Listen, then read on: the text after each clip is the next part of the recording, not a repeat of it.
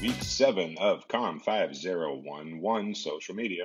Okay, so this week we are working remotely, and so we've got the week 7 module up here, all about social media campaign content. All right, so we are at the point in the class where you're going to start building our visual content. But of course, before we do that, we have to make sure that we have a good, solid plan. Now, we've already started some of this.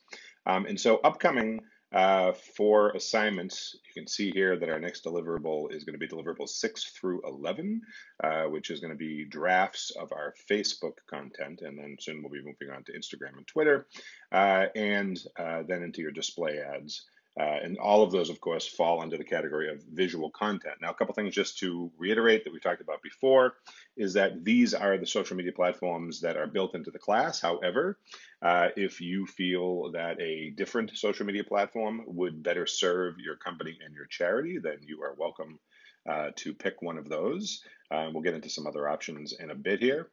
So if you want to do Facebook, Instagram, and something else, that would be great. Or if you want to eliminate Facebook altogether or whatnot, that is all well and good. And we'll get to that in a second in terms of why we might choose different ones. Okay, so for this week, the main thing we're going to try to go over are these 3 main bullet points, sort of understanding the purpose of specific social media platforms.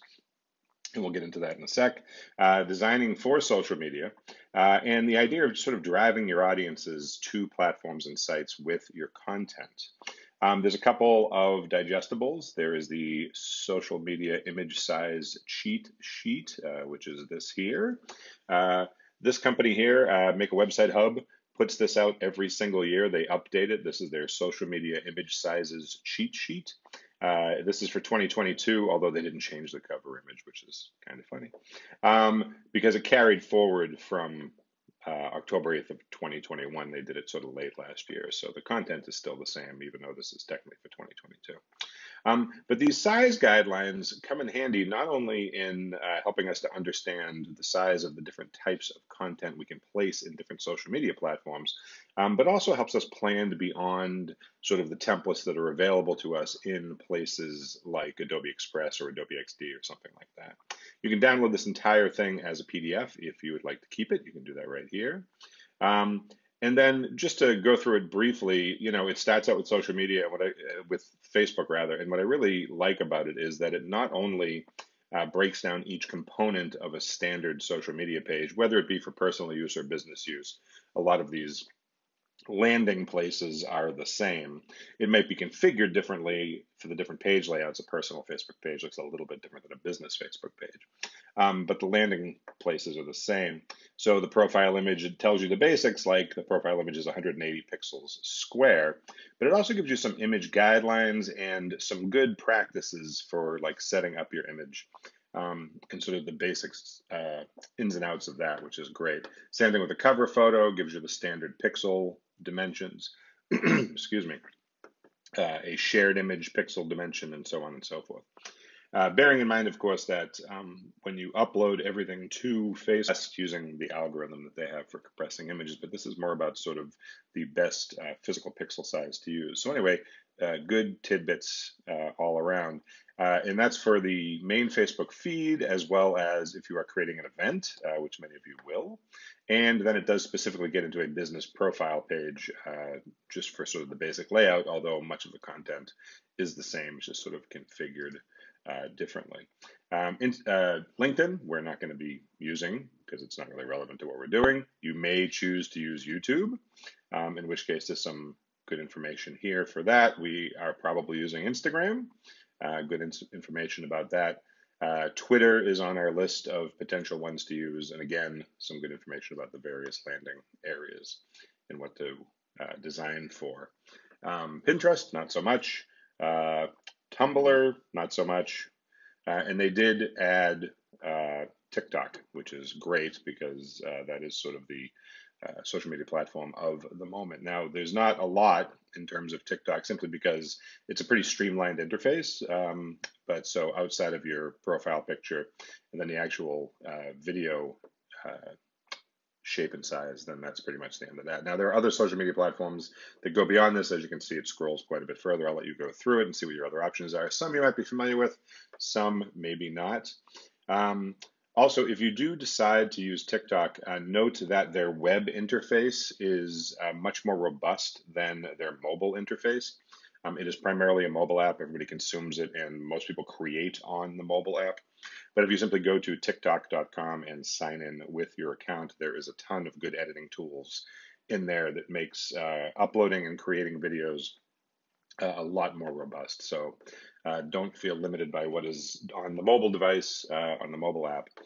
Their web interface is much better, and they don't advertise it very much. Okay, so one of the things we want to talk about now that we've sort of identified, how to best format your content is how to think about the content and like where it's going to go. Now, understanding the purpose of each specific social media platform really kind of boils down to what is each platform best at, because obviously they have multiple purposes. Facebook handles everything from photos to writing to connecting people to sales to selling various things to groups, to events, to you name it. There's all sorts of great stuff. But that being said, it's a matter of what is it really good at. And so if we're talking about, Facebook from a business point of view, because you are going to be creating content for a Facebook business site, theoretically, you have to think about what is Facebook really good at. And the two main things, in my opinion, that Facebook is best at from a marketing communications point of view is community building and service information. I think those two things are really where it excels. Yes, you post images there, but the quality of the images are not great. Yes, you can do a bunch of other different things there, but not all of that is entirely at its best. But community building is its sort of bread and butter in terms of Facebook. It allows your customers, your followers, to have a place where they can share opinions, where they can talk about the business, where they can communicate directly with the business in a way that's a little more expanded upon, unlike, say, something like Twitter, which we'll get to in a sec. And so the idea of people following your Facebook page and just going there for information, and a lot of it on Facebook is transactional too. People, if they follow a business that they are particularly interested in, they want to, what are their hours going to be this coming weekend, or do they have any events coming up, or any specials, or is there something happening, that I would be interested in? Can I book an appointment? If it's the type of place that you need to book an appointment. So informational, transactional, and then this idea of community are really sort of Facebook's strengths. And I think when you're thinking about the content that you are going to put on Facebook, if you guys choose to use Facebook, I would certainly steer into those areas. As opposed to other things that it might do. Now, meanwhile, Instagram, which is our other choice, you can also create an Instagram business account. And it functions almost identical to what standard Instagram accounts function as. And of course, its major strength is sort of snapshot photography.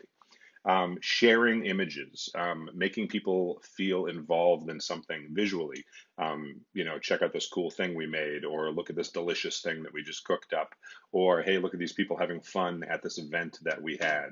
In a case like that, the event may have been promoted over on Facebook, but then the photos of the event end up on Instagram. Now, I specifically say snapshot photography because Instagram does not support high resolution photography, either on its website or on its mobile app. In fact, specifically, it is very low resolution. You can't even zoom in on the photos, as anybody who has ever tried to double tap a photo to zoom in on it realizes instead you are harding that photo. You are not actually zooming in on it. Yes, you can temporarily pinch inwards, but it springs back immediately. And so Instagram is not about sort of gorgeous professional photography. It is instead what snapshots are. If you think about Instamatic photos from years ago, and of course they're still available now through the power of nostalgia.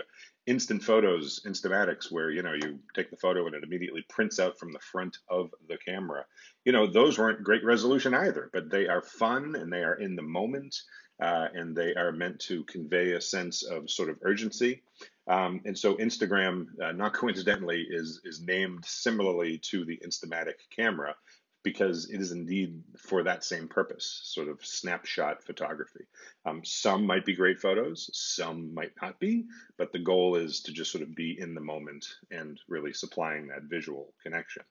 And so Instagram, for marketing purposes and for what we're doing, is great for showing photos of something that has happened, that will promote something upcoming using previous photographs to make people imagine and be able to visualize themselves at a place doing a thing, because those images really put us in that place.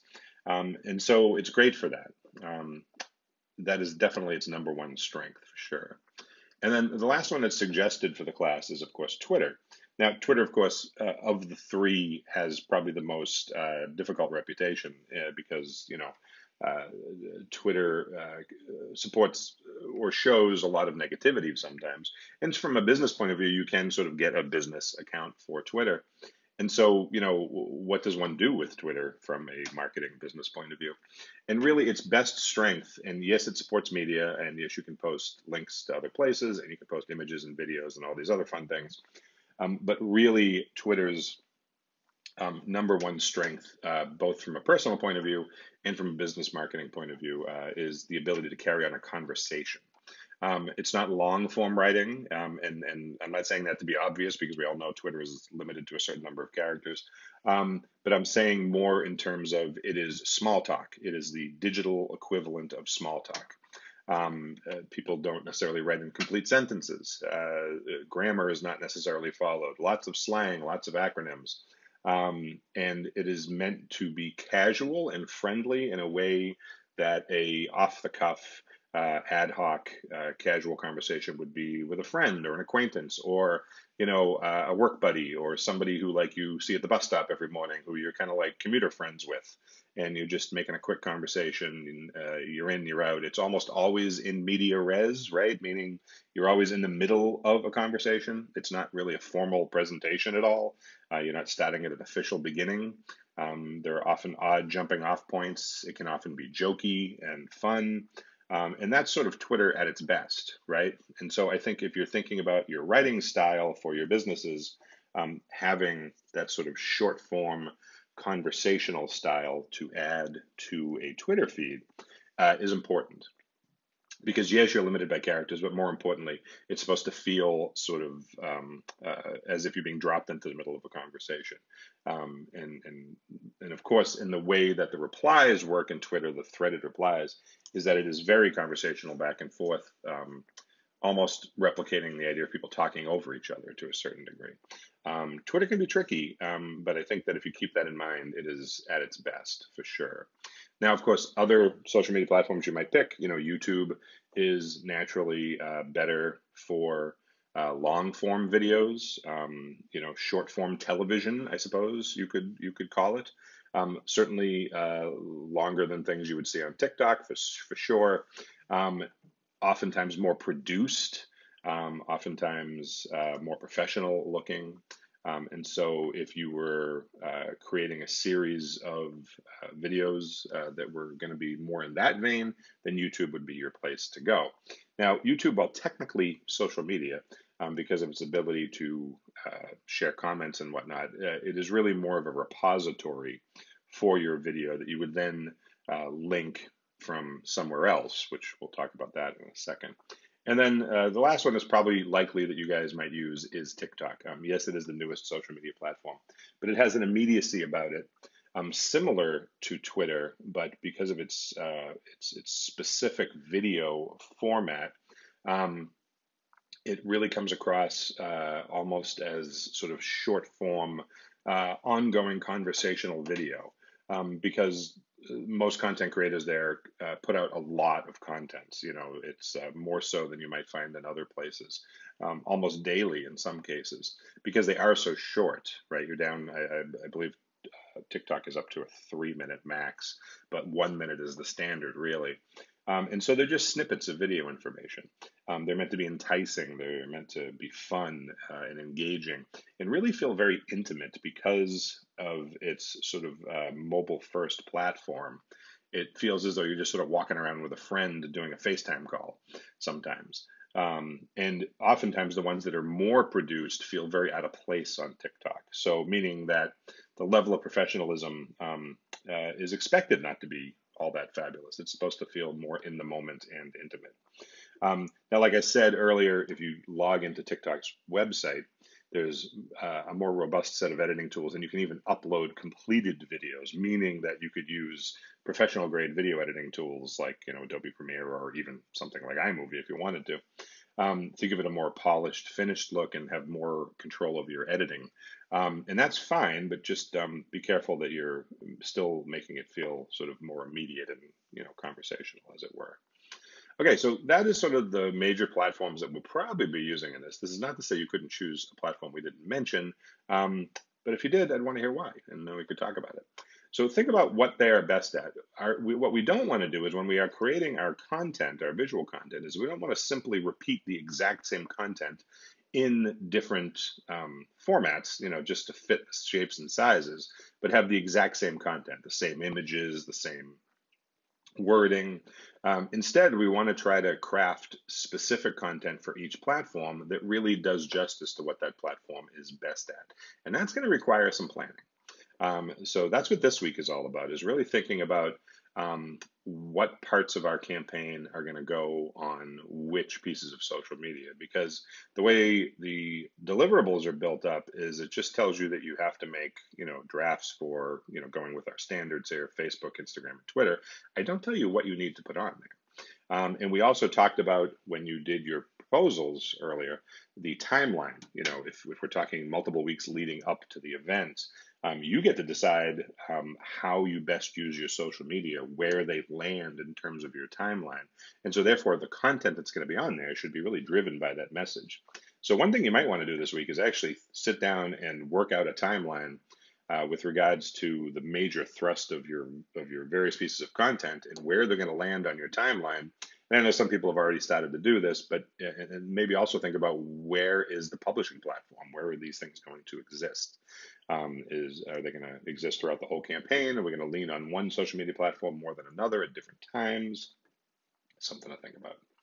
Okay, and then the last thing to think about in terms of the purposes of different social media, and we're going to get back to this middle bullet point in a minute, is this one here, driving audiences to platforms. Also bear in mind that all of these social media platforms, whether you're using Facebook, Instagram, Twitter, TikTok, whatever, have to contain some type of call to action and drive people somewhere. And you've really got to think about your path. Where are you driving people? Do you want the end destination to be your company's website or a specific web page that is promoting their involvement in the charity event? Do you want the things that are happening on Twitter to drive people straight to your company's Facebook page? So Twitter is just like a little bit of a snippet, a tease, and then it pushes you to the Facebook page. Do you want the involvement of Instagram to be throughout the campaign or after the campaign? So really, there's a lot to think about in terms of the trajectory of the messaging, as well as where the messaging is going to go. You don't want to, for example, if you were posting the actual event, the actual charity event on your Facebook page under events, and then you're promoting that, well, we're then pushing people to the charity's website probably. So that's pretty straightforward. But, if you post something about it on Twitter, do you then want to keep pushing them to the charity's website? Or do you want to push your viewers to your Facebook page where they get more information? So certainly think about the trajectory of these and try out different ideas and see what makes sense for you based on your understanding of what each social media platform is best at. Okay, the last thing we're going to touch upon today is the idea of visual design for social media. And while there are some tenets of visual design that are germane to all platforms, it doesn't really matter what you're designing for, whether you're designing for a postcard or a social media site or a digital billboard or the side of a truck. There are certain design choices that are going to be consistent. But that being said, there are some specific things for social media that are something to think about. So our friends over at Design Pickle have this great article here, which I linked to in the module. So we already talked about social media sizes. Remember, you should not just be designing the exact same content and then trying to retrofit it into certain sizes. Be very specific about, what am I putting in my profile image? What is my temporary cover photo going to be for the next few weeks that's going to promote our involvement in this charity? I've got this long rectangle. How is that going to be designed in a way that makes sense? Um, Also pay attention to some logistics. Just to stick with Facebook for a second, the profile image tends to overlap the cover photo, either off to the left or dead center in the middle, and it does so both in the desktop and the mobile version. And so you want to make sure you're not overlapping something important in your cover image. And so, placing typography in your cover image is not often a great idea because there's a good chance you're going to cover it up. So logistical things are also important to think about when it comes to that.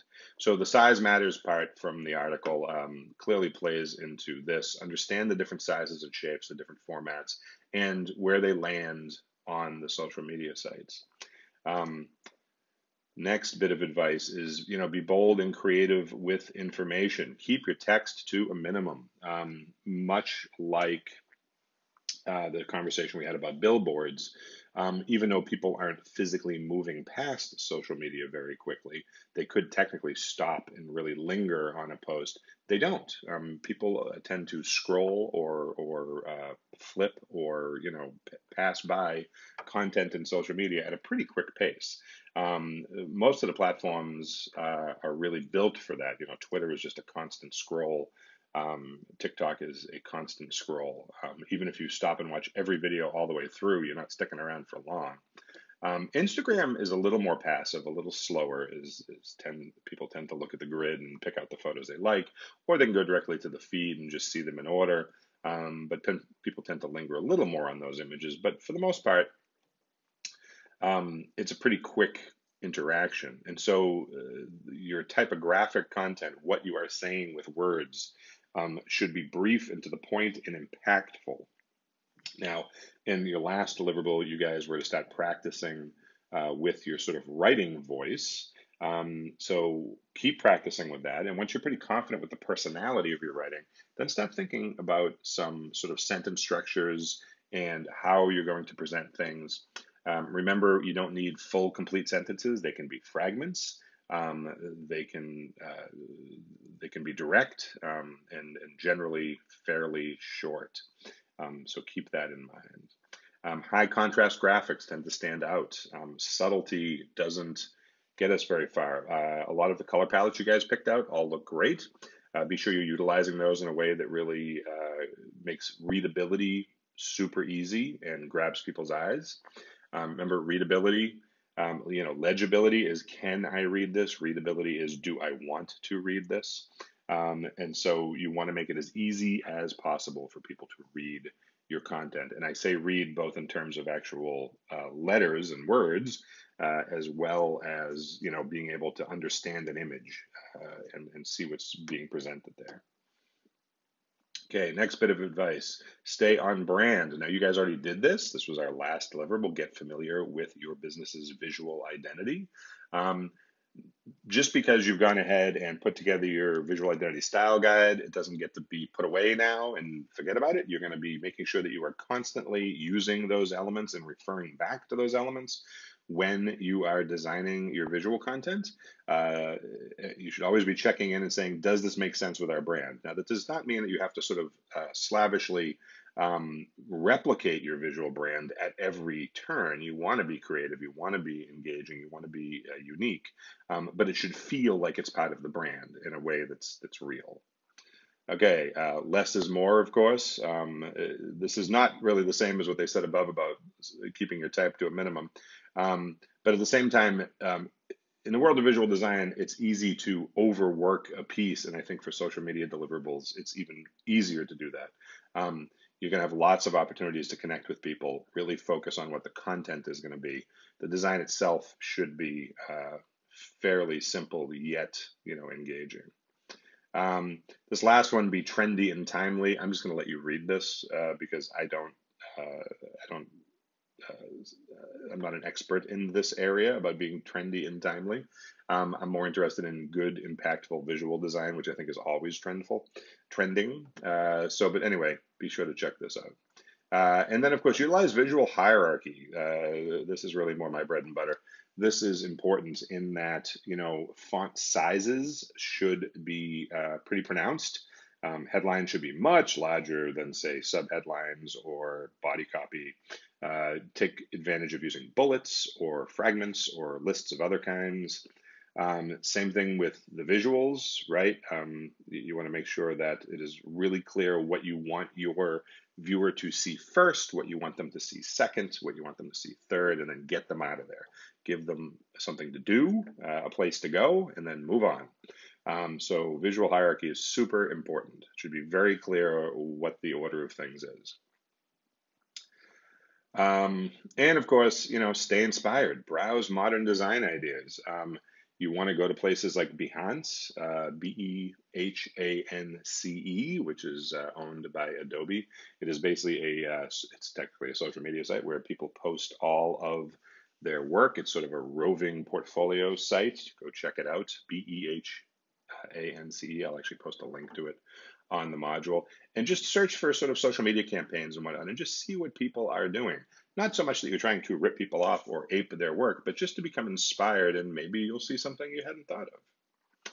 All right, so that is pretty much the long and the short of it for this week. You are going to be spending this week plotting out your visual content, deciding definitively on your social media platforms, thinking about where the content is going to go, assign locations for these things, start divvying up your images you're going to use, and keep practicing with your writing voice based on the stuff we just talked about.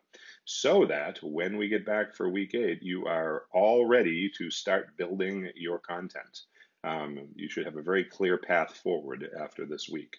And also that applies to who in your team is going to be taking on which responsibilities. We talked about this already. I just want to bring it up again. Who's going to be doing the majority of the writing, who's going to handle most of the visual content, and so on and so forth. All right, so that is the next few weeks, visual content, and visual content. So if you have any questions, thoughts, concerns, or whatnot, be sure to email me. And otherwise, I will see you next week in week 8.